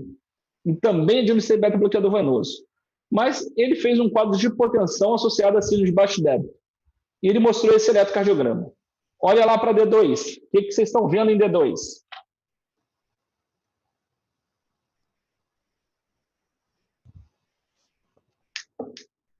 Então, o que a gente está vendo em D2, pessoal, é uma taquicardia de complexo QRS estreito, com ausência de onda P, com RR do tipo irregular. Então, pessoal, aqui eu estou frente a um paciente que está fazendo uma fibrilação atrial. Agora, qual é o pulo do gato desse paciente? Esse paciente tem uma fibrilação atrial, porém ele tem sinais de instabilidade hemodinâmica. Se eu tenho uma FA com sinais de instabilidade hemodinâmica, o que você tem que fazer? Fazer a famosa cardioversão elétrica. Se lembra sempre do botão de sincronizar. Lógico que antes disso você vai sedar o seu paciente. Aí sim, você vai fazer uma coisa boa para ele, tentar salvar ele. Então, pegamos aí? O que a gente vai fazendo? Olha que interessante. Vamos lá para o caso 2. São acho que só 4 casos, tá, pessoal? Eu tenho uma mulher de 45 anos, ela é hipertensa tabagista, e ela deu entrada no USP com quadro de falta de ar, com uma dispneia e lipotímia. Pessoal, lipotímia é diferente de síncope. Qual é a diferença? A síncope é definida como algo agudo, com perda súbita do nível de consciência e perda do tônus postural. Não existe síncope daquele jeito. Ah, eu vi, minha tia teve uma síncope. Ela sentiu mal, Otávio, e ela foi, sentou no sofá e aí ela desmaiou. A sua tia não teve síncope. Porque o paciente que tem síncope, ele cai igual uma batata. Ele está andando, conversando com você, do nada, pum, ele cai no chão. E geralmente a síncope é bem rápido, dura questão de segundos, ele levanta como se nada tivesse acontecido. Então, lipotímia ou pré-síncope é a sensação iminente justamente da perda de nível de consciência. Ele não perde, mas ele tem a sensação, eu acho que vou desmaiar. Vocês todos aí, eu me incluo, a gente já teve quadros de lipotímia. A gente fez uma insolação, às vezes um dia muito quente, às vezes um dia que a gente fez uma hipotensão, às vezes que a gente está com hipoglicemia e por aí vai. Então, síncope é diferente de lipotímia. Então, essa mulher, que ela entrou dispneico com lipotímia, ou seja, provavelmente ela tinha uma baixa perfusão cerebral. Ela disse que há um ano iniciou um quadro de dispneia, inicialmente aos grandes esforços, no último mês aos pequenos esforços com limitações de suas atividades diárias. A PA dela estava em 9/6, frequência cardíaca de 92, saturando a 90, uma frequência cardíaca de 24. O que chama a atenção no exame físico dela? As bolhas hipofonéticas, com uma turgência jugular a 45 graus. Então, vamos lá. Olha o eletro dela aqui, interessante. O que a gente está vendo nesse eletro? A gente consegue visualizar a onda P, pessoal? Consigo. Olha aqui. Ó. E o QRS também. Só que o que chama atenção é a diferença de amplitude em relação ao tamanho do complexo QRS. O que vocês estão vendo aqui, pessoal, é o famoso swimming heart. Ou seja, o swimming heart, não vou dar o diagnóstico ainda, mas só para vocês saberem, olha aí o raio-x de tórax dela. Parece um coração do tipo moringa. Então, se eu disser para você que ela tem hipofonese de bolhas, turgência jugular e hipotensão, é a famosa tríade de Beck. Então, a tríade de Beck, qual é o diagnóstico que se firma? É o famoso tamponamento cardíaco. Então, se o paciente está tamponado, o diagnóstico a gente pode dar, obviamente, do ponto de vista clínico, mas o ideal é que a gente tenha um eco à beira-leito, mas por vezes a gente não tem. E a gente conduz como? Fazendo uma pericardiocentese. Tem que tirar o volume e descomprimir esse coração. Ah, Otávio, mas você está falando de taquibradiarritmia, me coloca um caso de tamponamento? Coloco. Porque às vezes isso confunde muito o aluno, né? E confunde muito, às vezes, o médico, o residente. Então, eu só queria ilustrar isso, porque eu peguei um caso desse tem pouco tempo, então isso me chamou muita atenção. Então, aqui o derrame pericárdico desse paciente, como importante, fazendo uma restrição diastólica do coração. Caso 3, acho que é o penúltimo, hein? Então, eu tenho um paciente de 52 anos, ele é hipertenso, diabético, dislipidêmico, faz tratamento irregular, ele interna com quadros de náuseas, vômitos e rebaixamento do nível de consciência. Pessoal, só por essa frase, eu já sei que ele tem uma instabilidade hemodinâmica. Ele não tinha dor precordial. Enchimento capilar periférico identificado. Opa, sinal de má perfusão. O paciente está hipotenso, discretamente taquicárdico, com a frequência cardíaca de 30, frequência respiratória de 32, saturando 86. Olha o que chama atenção no exame de admissão dele. Ele está com uma hemoglobina de 7,8, uma anemia bem importante. Uma leucocitose discreta, mas olha a ureia, 260, uma creatinina de 8,5. Reparem em potássio, 7,4. Sódio também muito elevado, esse paciente, lembra que sempre, quando eu tenho uma hipernatremia, eu tenho que pensar sempre em distúrbio, obviamente, de água, né? Então, se o sódio ele tá maior, isso pode ser só ele está mais concentrado, não necessariamente esse é o valor do sódio, mas às vezes o paciente pode estar com pouco volume circulante e ao contrário também. Na gasometria, ele tem uma acidose metabólica bem importante. No caso, se você calcular, provavelmente uma acidose do tipo mista. Então, vamos lá. O eletrocardiograma desse paciente está mostrado aí. O que vocês estão vendo? Pessoal, o que a gente está vendo aqui é uma taquicardia de complexo QRS. E agora fiquei na dúvida se é estreito ou se é alargado. A princípio é estreito, tá? Mas o que chama atenção são as ondas. A onda T, ela está muito ampla e pontiaguda. Então parece uma onda T do tipo tenda. E aí? A gente consegue saber qual é o diagnóstico? Pessoal, o diagnóstico aqui para a gente é uma alteração eletrocardiográfica típica do paciente que tem hipercalemia. Então, olha lá, faz o esforço final na aula.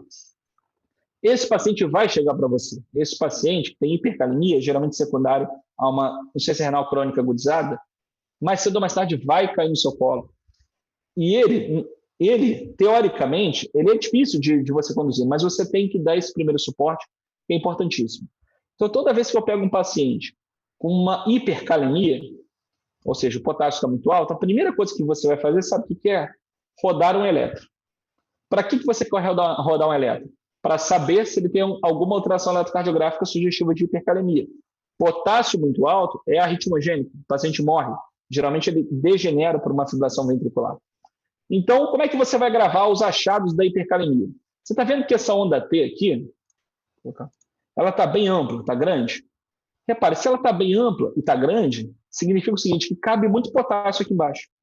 Então, você vai gravar que a onda T apicular, entenda, ela está mais secundária à hipercalemia, porque cabe muito potássio embaixo. E toda vez que vai cabendo mais potássio, esse QRS ele vai alargando. E a onda P, ela vai achatando. Ou seja, são os 3 achados da hipercalemia clássicos. Onda T entenda, QRS alargado e onda P achatada. Então, dito isso, o que eu posso fazer, Otávio? Eu estou lá na UPA. Eu posso fazer alguma coisa para esse paciente? Pode. Rodei um eletro, ele tem sinais de hipercalemia com alteração eletrocardiográfica, mas vamos imaginar o seguinte, que eu não sei ver eletro, eu estou na dúvida. Na dúvida, pessoal, a primeira coisa que você vai fazer é estabilizar a membrana miocitária. A primeira coisa que você vai fazer é o famoso gluconato de cálcio.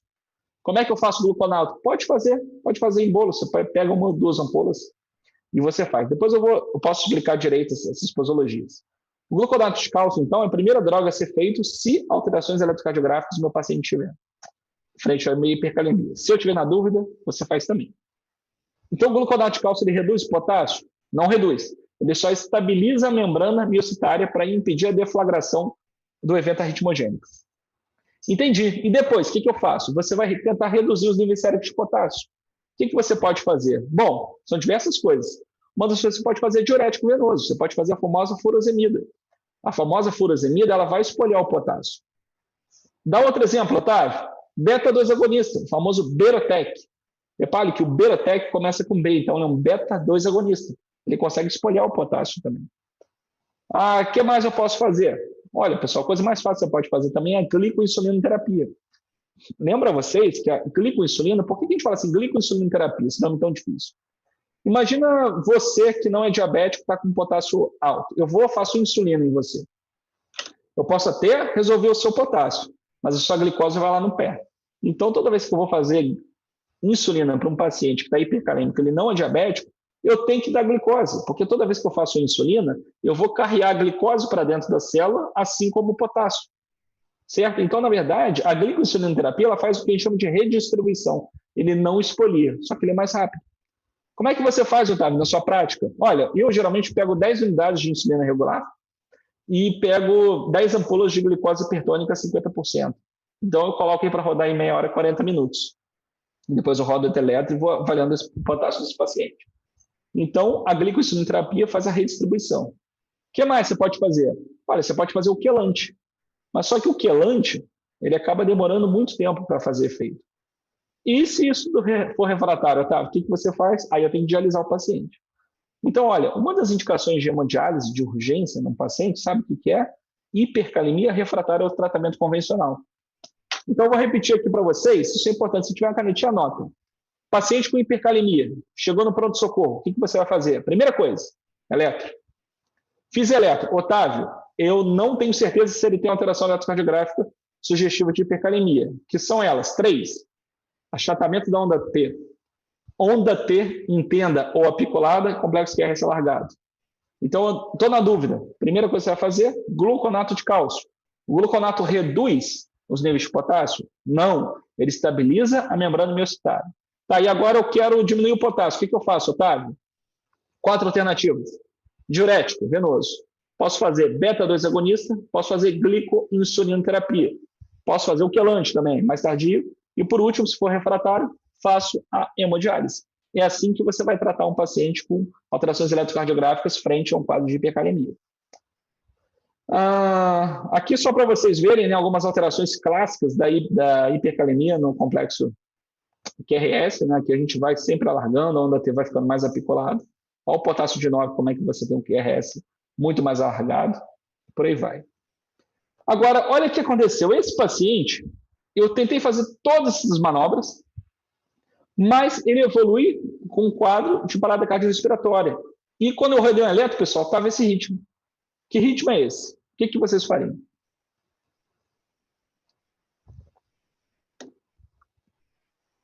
Olha, o que a gente está vendo aqui, pessoal, é um ritmo de fibrilação ventricular. Se eu tenho um paciente com ritmo de fibrilação ventricular e está em parada cardiorrespiratória, o que eu vou fazer é a desfibrilação desse paciente. Então, eu tenho que desfibrilar.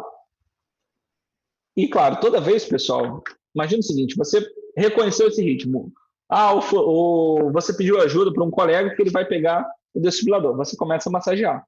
A partir do momento que você dá o choque, pessoal, você não fica esperando se o ritmo vai retornar ou não. Independente de qualquer coisa, depois do choque, você sempre faz mais uma sequência de massagem, tá? Isso também pode ser assunto para outra aula. Então é isso, né? Então eu vou fazer a massagem logo depois de dar o choque. Último caso, tá? Só para a gente falar um pouco de bradiarritmia. Eu tenho uma paciente de 86 anos, hipertensa diabética coronariopata. Ela é interna com quadro de síncope. Vamos lá, definição de síncope. É um quadro agudo, o paciente tem perda do tônus postural, cai igual uma batata e perda no nível de consciência. Ela está hipotensa, com uma frequência cardíaca de 36, saturando a 90. O que a gente está vendo nesse eletro aí? Vamos lá, que interessante esse eletro. Muito bonito.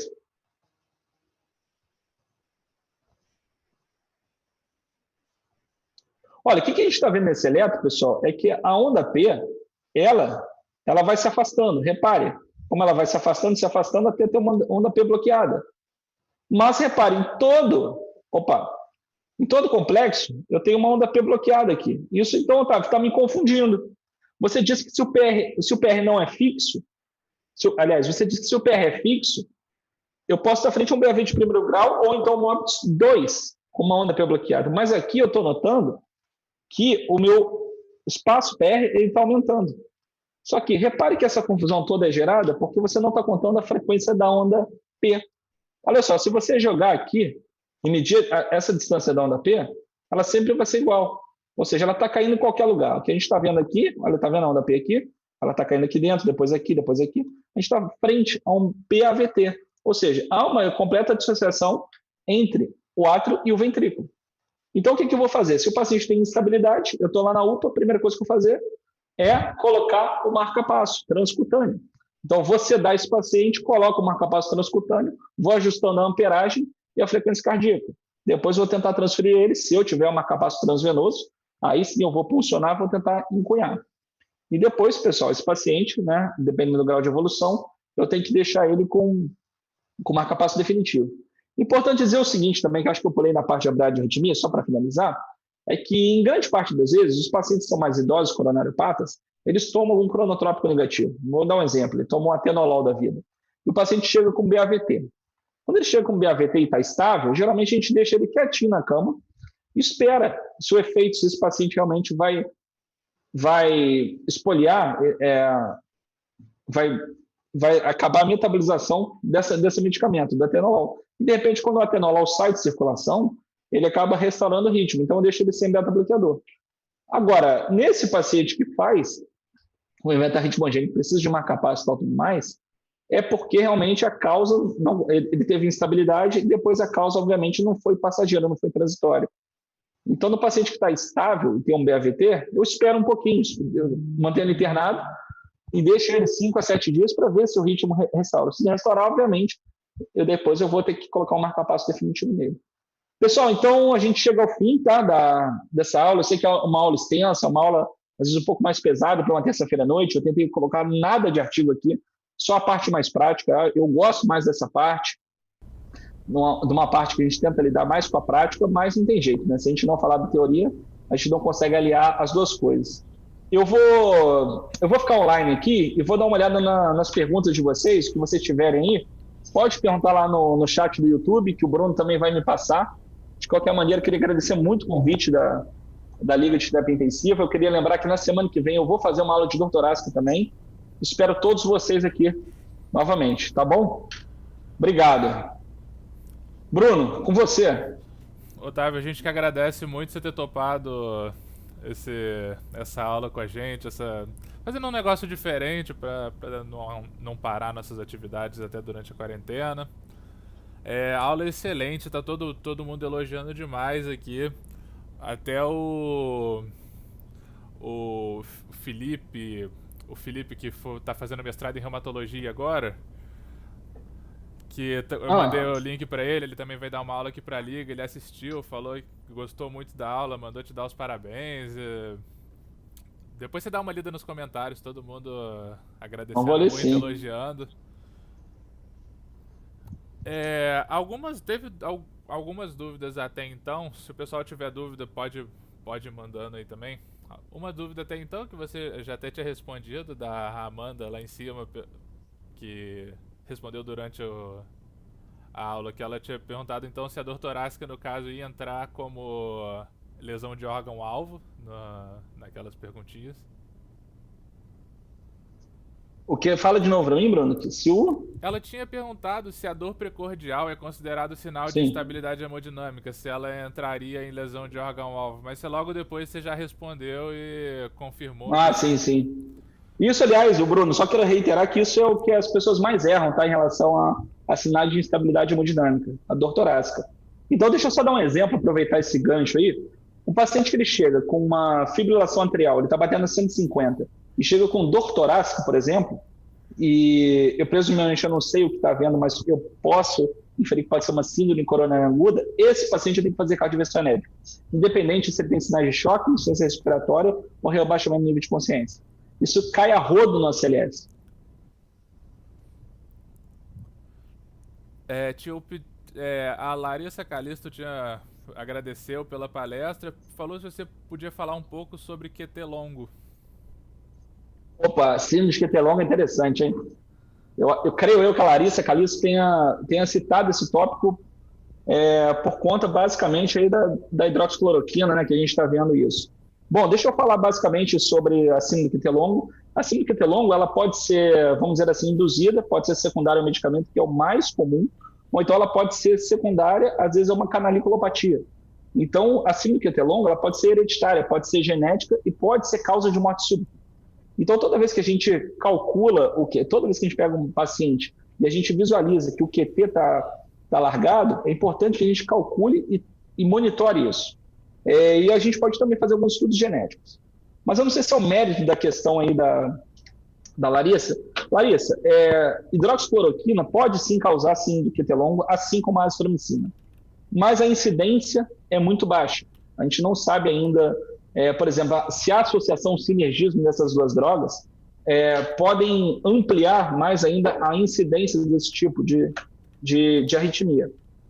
Ainda a gente nunca usou nenhuma droga, né, nada ainda para hidroxicloroquina, nenhuma doença, melhor dizendo, a gente nunca usou essa associação. Então, mas vamos imaginar que você esteja no hospital e o paciente esteja usando hidroxicloroquina e azitromicina. Diariamente, esse paciente tem que fazer eletro. E se ele está em casa, o ideal é a cada 48 horas levar no mandado de saúde fazer. Eu estou fazendo também um serviço aqui em Resende, eu estou monitorando alguns casos de coronavírus. Em Resende a gente tem bastante caso, até a data de hoje. E até agora, lá no hospital dos pacientes graves que internaram, eu vi 2 casos de QT longo, de pacientes usando hidroxicloroquina e azitromicina. Então, a conduta foi suspender e eles ficaram bem, graças a Deus. Eu não sei se ela quer se aprofundar mais nisso, mas eu também não sei se às vezes eu fico muito emocionado com esse tópico, eu vou mais fundo. Não sei se isso é o suficiente para ela, tá, ô Bruno? Você me dá esse feedback aí. Não sei se ela vai comentar alguma coisa aqui depois. Perguntaram se não tem um BAV. A Carolina Monte perguntou se não tem o BAV 2:1 também. Tem, a gente tem um BAV 2:1, né? A gente pode ter o BAV 2:1, a gente tem o para 1, então depende muito. Essa terminologia, quem é que está perguntando? É a Carol, o nome da pessoa? A Carolina Carol. Monte, que falou com você. Que, Carol, às vezes quando a gente pega essa terminologia do BAV 2:1 ou 3:1, a gente às vezes avalia a quantidade de onda P que está bloqueada em relação ao complexo QRS. Então, assim, isso é mais importante do que isso, a gente saber o tipo de bloqueio que se instaura, entendeu? A Carolina Rocha de Almeida perguntou: paciente com FA que fez cardioversão elétrica e só fez uso de almidarona por um pequeno tempo e xarelto pro resto da vida, vale a pena ainda cardioverter? Peraí, como é que é? Vou ler de novo. Paciente que... com FA fala de novo. Um paciente com FA que não fez cardioversão elétrica e só fez uso de amiodarona por um pequeno tempo e xarelto pro resto da vida, vale a pena ainda cardioverter? Olha, então essa pergunta essa pergunta é interessante também, porque isso gera um pouco de dúvida nas pessoas. Mas, primeira coisa, não há diferença em relação à mortalidade eu fazer o controle da frequência cardíaca do meu paciente ou fazer a reversão dele para o ritmo sinusal. Essa é a primeira coisa que a gente tem que saber. Agora, será que vale a pena a gente reverter um paciente que já está estável usando anticoagulante há muito tempo? Olha, depende. Eu vou dar um exemplo clássico. Ontem, no meu ambulatório, tinha um paciente que foi com um quadro de uma fibrilação atrial. Ele tem 36 anos, só que ele é barbeiro. Então ele está usando anticoagulante já tem um ano e ele reclama muito. Poxa, Otávio, eu uso anticoagulante, toda hora eu acabo me cortando. Então eu acabo sangrando muito, eu tenho medo disso ficar dessa maneira. Então repare, eu estou falando de uma exceção, mas esse paciente que está anticoagulando, não teria problema manter anticoagulado e não reverter ele. Só que para esse paciente você há de convir que é muito melhor eu fazer a cardioversão por conta do trabalho dele. Então, assim, não dá para você colocar todo isso no mesmo bolo. A gente vai individualizar e vai respeitar sempre a vontade do paciente. Entende? Então, é mais ou menos isso. Se você nota que tem alguma dificuldade, a dificuldade que eu vejo muito, Carol, às vezes no SUS, é o seguinte: é um paciente que ele tem que usar anticoagulação, só que é um paciente com baixo nível de instrução, é um paciente que mora muito longe, é um paciente que às vezes não segue à risca todas as recomendações médicas, e ele vai ficar um pouco desassistido. Esse paciente eu prefiro que não use anticoagulante, eu faço de tudo para reverter ele. Porque eu sei que mais cedo ou mais tarde ele vai deixar de usar anticoagulante, pode ter um fenômeno trombembólico, por exemplo.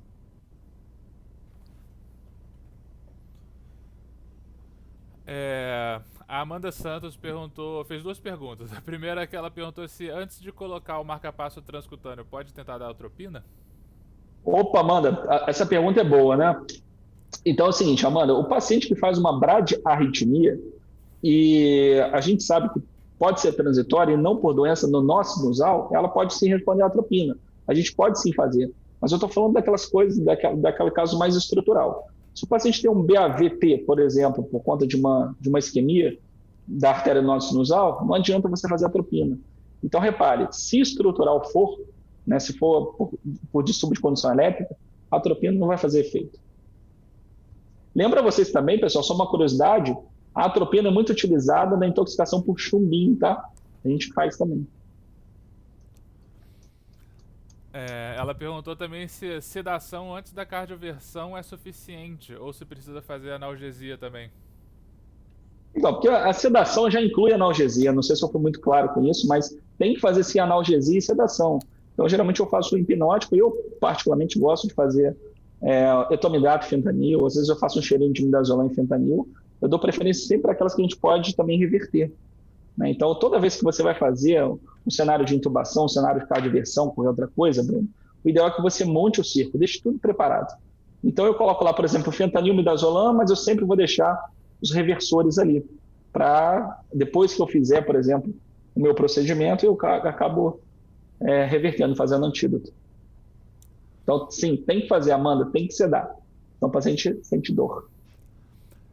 Liz Tavares perguntou: quando é um ataque supra com aberrância, o ideal seria fazer a adenosina primeiro? Olha que pergunta boa, hein, Liz?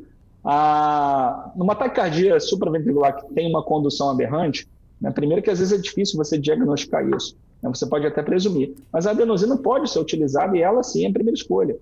Então, nas taquiarritmias, de uma maneira geral, para abrir o complexo, se ela não reverte espontaneamente ou sem manobra vagal, a adenosina é a primeira escolha. Então fica até mais fácil. Otávio, eu pedi agora no final, eu tinha pedido pro pessoal mandar o e-mail aqui no... Tem mais uma dúvida, mas só porque eu tô vendo que muita gente já tá saindo. A respeito do sorteio das 3 descontos do Jaleco, né? Eu pedi para as pessoas mandarem o e-mail aqui pra gente, pelo grupo do Facebook. E Perfeito. eu vou sortear aqui agora. Eu vou transmitir a imagem para eles aqui pode transmitir. no YouTube. Se você quiser até abrir para acompanhar também. Não, para mim tá de boa. Tivemos 13 e-mails aqui que o pessoal mandou Não sei se o pessoal não viu direito. Eu até botei uma mensagem no meio da live assim pedindo pro pessoal mandar. Mas. É, Quem não mandou, manda aí, pessoal. Manda um e-mail pra gente sortear aí, ó. 3 descontos, um plano anual do Jaleco com 50% de desconto.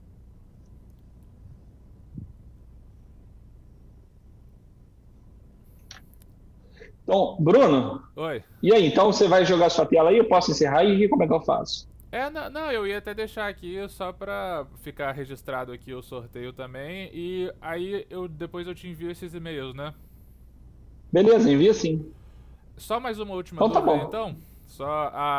Enquanto você estava respondendo a dúvida da Amanda, ela perguntou de novo: por que a propafenona é contraindicada em pacientes com cardiopatia estrutural? Olha, Amanda, isso acaba sendo até um pouco mais complexo, mas basicamente a questão da propafenona é porque ela não foi estudada muito em cardiopatia estrutural. Então é basicamente isso. A gente sabe também que o desfecho da cardioversão química, como propafenona em pacientes com cardiopatia estrutural, ela pode deflagrar alguns eventos arritmogênicos. Então, assim, o estudo realmente que validou isso é muito antigo, é pequeno, mas mesmo assim ela continua com uma baixa evidência, nível de evidência para fazer. Agora, se a gente falar em termos de fisiologia, acho que a gente vai pular uma etapa muito grande aí. A gente teve mais uma pessoa mandando e-mail aqui. Então eu vou fazer o sorteio com as pessoas que mandaram aqui. A gente teve uma média durante a aula ficou variando de 70, 73 espectadores. Legal, legal. Agora o pessoal já tá saindo. Agradecer de novo aqui a sua presença, Otávio, por ter dado essa aula pra gente. Foi uma aula muito boa, ficou muito bem explicado, assim. Sou suspeito que eu gosto bastante de eletro também, mas eu achei muito bom. E, pô, já tô ansioso pra aula de semana que vem de dor torácica também. Isso aí. Vamos falar de doutorado. Vou fazer o sorteio aqui agora. Eu vou colocar a tela do sorteador sobrepondo aqui. Você vai ficar aparecendo ainda, mas só pra mostrar para as pessoas também. Tá bom.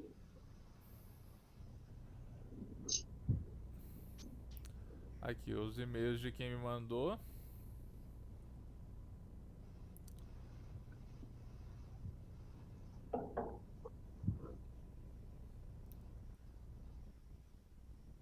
Então quem ganhou foi Fernanda Pereira, Ana Carolina Barcelos e a Vitória Rocha. Deixando aqui registrado no vídeo aqui. Quem ganhou, fala de novo aí pra mim. Fernanda Pereira, Ana Ana Carolina Pereira, Barcelos, parabéns. Ana Carolina Carolina. Barcelos e Vitória Rocha. Legal. Ah, que ótimo. Legal. Manda pra mim então. Vou mandar. Eu vou mandar. Ótimo. Legal. Parabéns aí pra vocês. Então eu espero vocês semana que vem. Obrigado, Bruno. Tchau, tchau. Tchau, Otávio. Muito obrigado.